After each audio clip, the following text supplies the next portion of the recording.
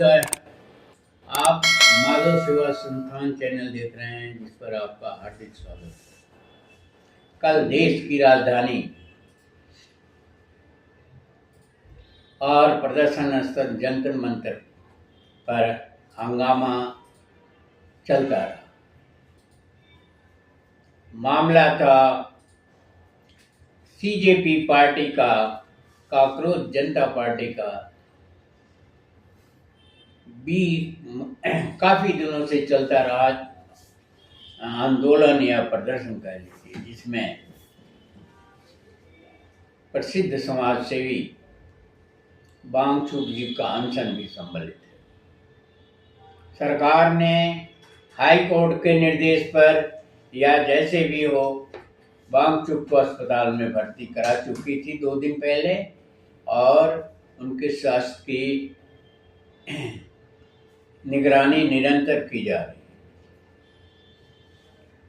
संसद का मानसून सत्र 20 तारीख से शुरू होना था। अब जंतर मंतर की भीड़ ने ये निश्चित किया कि संसद पर हम धरना और प्रदर्शन देंगे। कारण काफी दिनों से चल रहे आंदोलन का सरकार ने कोई संज्ञान नहीं लिया, और सरकार जो है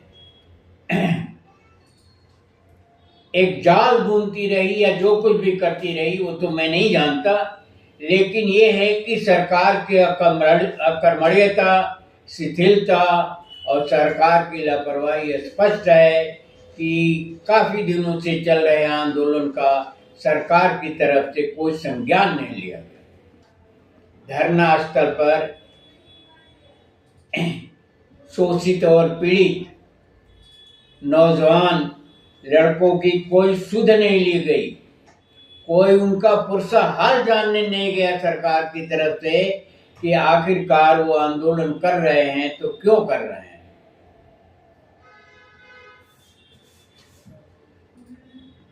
तो जो होना था कल वो हुआ। इसमें लड़कों का नहीं, सरकार का दोष है कि सरकार ने कोई संज्ञान नहीं लिया और लड़के जो है उत्तेजित होते रहे। और आप जानते हैं कि ये जोश का पीरियड होता है, ये जोश की चीज होती है, इसमें आगे और पीछे सब अंधकार ही अंधकार होता है। तो नीट के पेपर लीक के मामले को लेकर के उनका एक सूत्रीय कार्यक्रम था इस्तीफा। जिसकी जिम्मेदारी बनती है वो इस्तीफा दे, उस पर कोई ध्यान नहीं दिया गया। सरकार का कोई उसमें परोक्ष या प्रत्यक्ष जो है कोई संज्ञान नहीं रहा।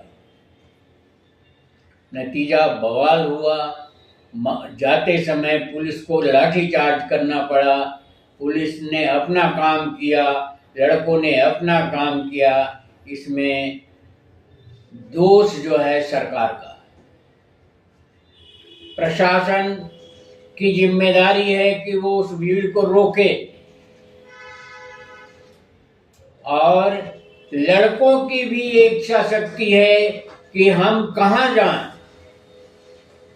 सरकार कोई बात सुनती नहीं है। प्रशासन सरकार के इशारे पर ही काम करता है, तो हम कहां जाएं।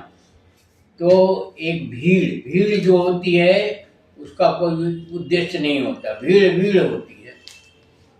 भीड़ ने संसद जाने का, बहरी और गूंगी सरकार को बताने के लिए भीड़ जो है संसद जाने का निर्णय किया, जिसमें लाठीचार्ज हुआ, खून खराबा हुआ, लड़के घायल हुए। और ये लड़के दूर दराज से पूरे देश से आए हुए थे, उन्हें पता भी नहीं उनके घर वालों के कि लड़का कहाँ गया है, कैसे गया है, क्या गया है। तो वहाँ कितने लड़के घायल हुए, मारपीट हुई, एक कुव्यवस्था फैली और एक अनावश्यक परिस्थिति पैदा हुई। इसकी पूरी जिम्मेदारी सरकार की है। लड़के कोई आज से नहीं कर रहे थे, महीनों से कर रहे थे और सरकार उसका संज्ञान लेने को तैयार नहीं थी, क्योंकि सरकार की बेइज्जती हो जाती। तो कल बहुत ही दुर्भाग्यपूर्ण घटना घटित हुई जंतर मंतर पर और संसद के आसपास, जो भी है कि लाठीचार्ज करना पड़ा, आंसू गैस छोड़ना पड़ा, जो भी पुलिस करती है और काफ़ी लोग घायल हुए, काफ़ी लोग परेशान हुए और यहाँ तक कि उसमें महिलाएं और लड़कियां भी थे, उनके साथ भी पुलिस को धक्का मुक्की करनी पड़ी, उनके साथ भी जो है अनावश्यक व्यवहार करना पड़ा। फिर भी स्थिति नियंत्रण में नहीं आ पाई, क्योंकि आपकी इच्छा शक्ति नहीं है, आपकी दूरदर्शिता नहीं है और अभी भी स्थिति वैसे ही बन रही है। ठीक है, कुछ लोग अव्यवस्थित हो गए हैं, वो धीरे धीरे इकट्ठे हो जाएंगे और अभी भी सरकार जो है भाषण दे रही है या सरकार जो है उसके संबंध में कोई जो है तत्पर कार्रवाई नहीं कर रही। ये कोई बात नहीं हुई। देश के सामने सरकार की शिथिलता के कारण ही अनेकों समस्याएं खड़ी हो रही हैं, हो चुकी हैं और होंगी। राम मंदिर में चोरी, चढ़ावा चोरी का मामला, मणिपुर के बारे में आप जानते हैं, एजुकेशन के बारे में आप जानते हैं, चौपट हो चुका है, सरकार कोई उस पर संज्ञान नहीं लेती है। रोजगार जो है खत्म हो चुका है, उस पर कोई सरकार नहीं संज्ञान लेती है, जबकि 2 करोड़ नौकरियां देने का प्रतिवर्ष वादा किया गया था। क्या गलत वादा किया गया था? क्या सरकार बनाने के लिए वादा किया गया था? लोगों को छलावा और मूर्ख बनाने के लिए दिया गया था? तो उसका परिणाम कौन भुगतेगा?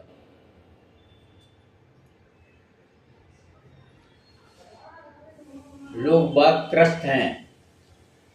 लोकतंत्र के नाम पर जो राजतंत्र चल रहा है उससे त्रस्त हैं और लोग जो है हताश हैं, निराश हैं, युवा पीढ़ी विशेषकर, और युवा पीढ़ी के साथ अन्य पीढ़ियां भी, महिलाएं भी हताश और निराश हैं।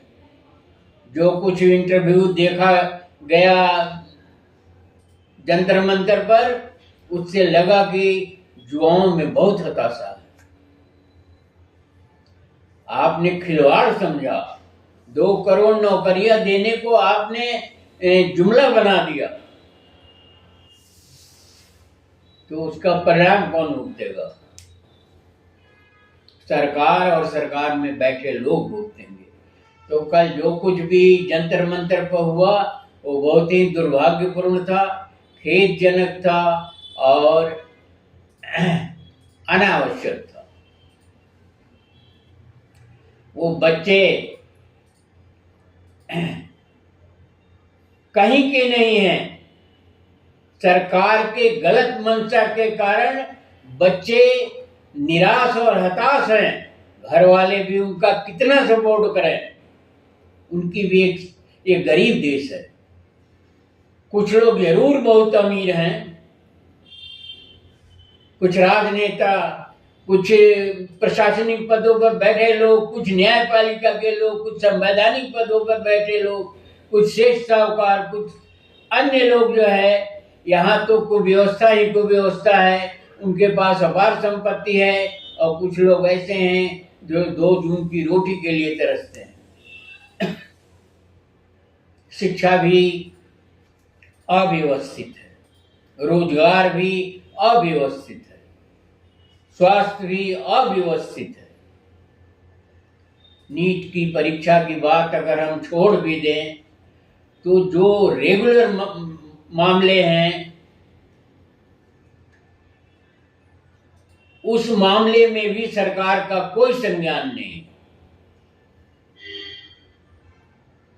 अगर जुमला कसना ही सरकार का काम है तो कसिए, पर आप देखिए कि शिक्षा पूरी तरह से बाधित है, नीचे से ऊपर तक। रोजगार लोगों को बिल्कुल नहीं मिल रहा है और सरकार का कोई वक्तव्य नहीं आ रहा है कि रोजगार की क्या पोजीशन है। तो चढ़ावा चोरी तो आप जानते ही हैं, मंदिर में चढ़ावा चोरी हो रहा है, सरकार मौन है, उस पर भी कोई कार्रवाई नहीं हो रही है, लिपापोती हो रही है। बेरोजगारी की दशा तो जो है सो है ही है, शिक्षा की जो दुर्दशा है वो तो है ही है। तो सरकार का क्या मतलब है? सरकार का कोई तो अर्थ होगा। अब हम राजनीति तो कर नहीं रहे हैं, लेकिन तमाम चीजें जो हवा में आ रही हैं, वातावरण में उड़ रही हैं, उसका कोई तो अर्थ निकलता होगा। ये तो बुनियादी चीजों के बारे में चर्चा किया गया।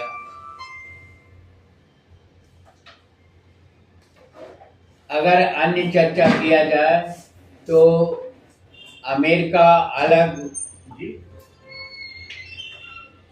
धमका रहा है, तेल का संकट अलग है, ऊर्जा का संकट अलग है, और मैन्युफैक्चरिंग सेक्टर बंद है, शिक्षा का तो बता ही दिया। तो सरकार का क्या करना है? वोट चोरी हो रही है, ये भी उजागर हो चुका है और ये भी चारों तरफ फैल चुका है। तो सरकार क्या कर रही है? सरकार का क्या करना है? रुपया गिर रहा है।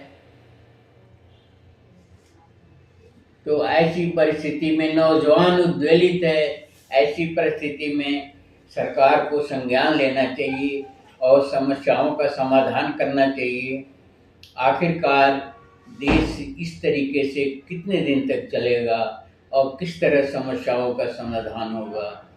राशन बांटने से और कुछ छोटे मोटे काम करने से तो कोई मतलब है नहीं। तो हम तो सरकार से आग्रह करेंगे, निवेदन करेंगे, यही हम कर सकते हैं कि व्यवस्था को ठीक किया जाए, शिक्षा को ठीक किया जाए, रोजगार को ठीक किया जाए, और ये मंदिर मस्जिद की पॉलिटिक्स जो है वो अलग किया जाए, और हिंदुत्व की बात और इसकी बात उसकी बात, इससे देश का कोई भला नहीं होने वाला। तो इसे भी समाप्त किया जाए और देश के विकास और देश की अर्थव्यवस्था पर अगर ध्यान दिया जाए तो बेहतर होगा। इसी के साथ हम अपना वीडियो समाप्त करते हैं और आज बस इतना ही। अगला अन्य वीडियो में प्रस्तुत करें।